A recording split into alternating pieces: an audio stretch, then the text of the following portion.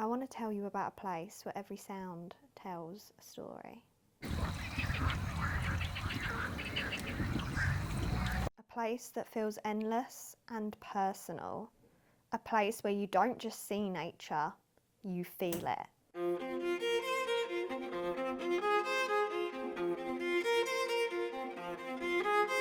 We spent almost 4 days in the Danube Delta, and I went into this trip with no expectations, if I'm honest. I wasn't really sure what to expect.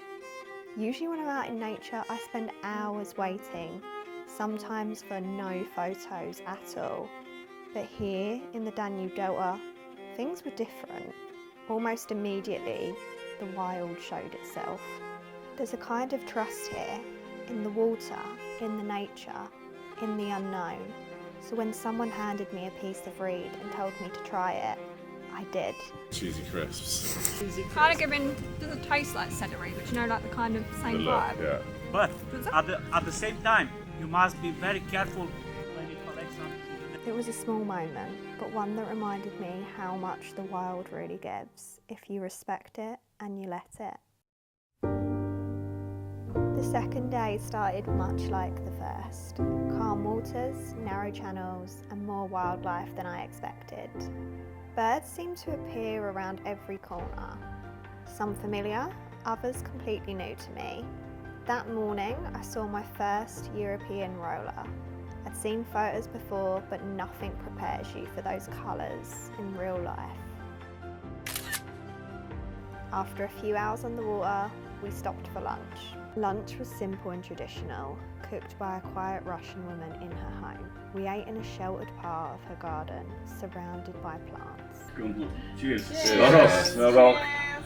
Swallows perched all around us, on the beams, the wires. It was like we'd invited them to the meal. After lunch, we drifted quietly along the edge of the reeds. The pace slowed, and for a while, it felt like not much was happening. But that's often when the best moments appear. Out on the bank, sitting together on the ground, were 2 white-tailed eagles. I've only seen them once before in Scotland. I never imagined I'd see them here in Romania. It was a moment I wasn't expecting, but won't forget. That morning, the hotel walls were covered in swallow nests, with birds flying in and out constantly. One even settled into its nest nearby, going about its day. We then travelled to a very unique place called Letea.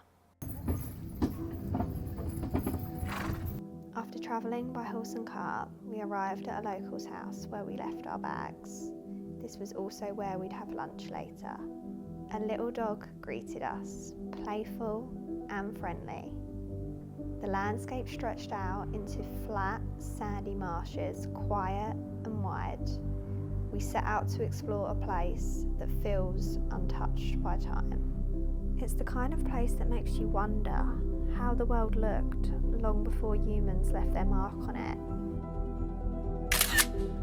A place where life seems to follow its own rhythm, where time feels slower, or maybe just less important. And even now, life here feels unchanged. That afternoon though, it was the birds that caught my focus. Bee eaters flashing colour as they moved, faster than my eyes could follow. I could have watched them for hours. Those bursts of colour against the sky. And then something more unexpected. A little owl, sitting bold and calm in the open in the middle of the day. We left Letea behind and made our way back to the boat.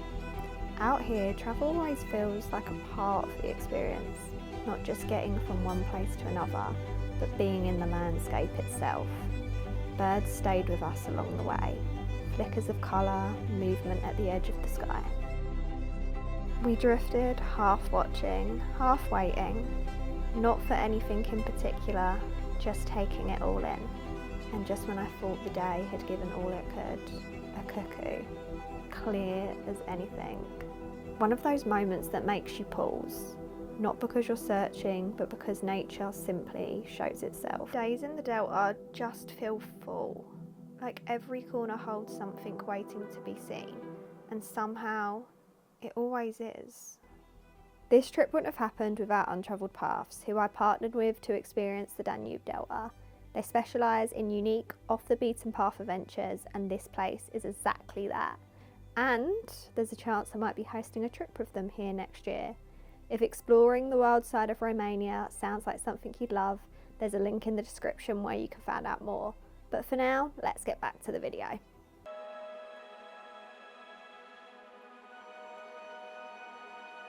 Our last full day in the Danube Delta started early. The light was soft, the water still. By now the landscape felt familiar, but once out here, every morning feels like a new beginning. And they're waiting for us, pelicans, dozens of them.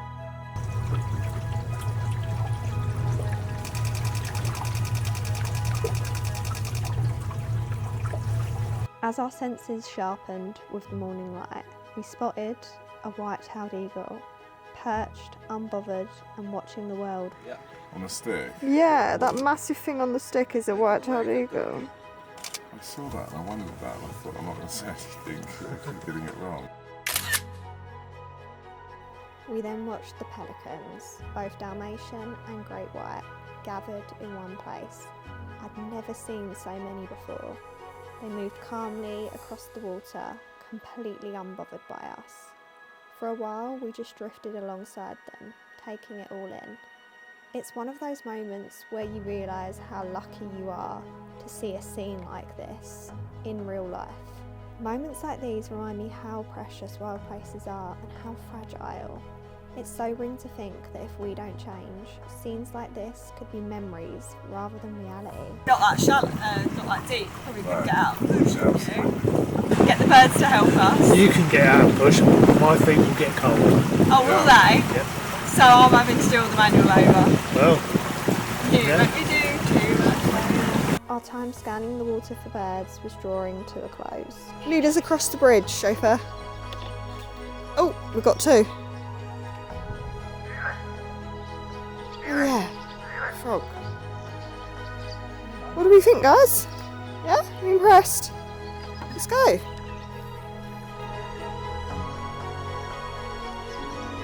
Gonna go to the beach. I think it waved back. We spent the rest of the day at a wild beach, soaking in the quiet and the endless sky. What you got? Shark's tooth? No, you ain't. That is not a shark. What?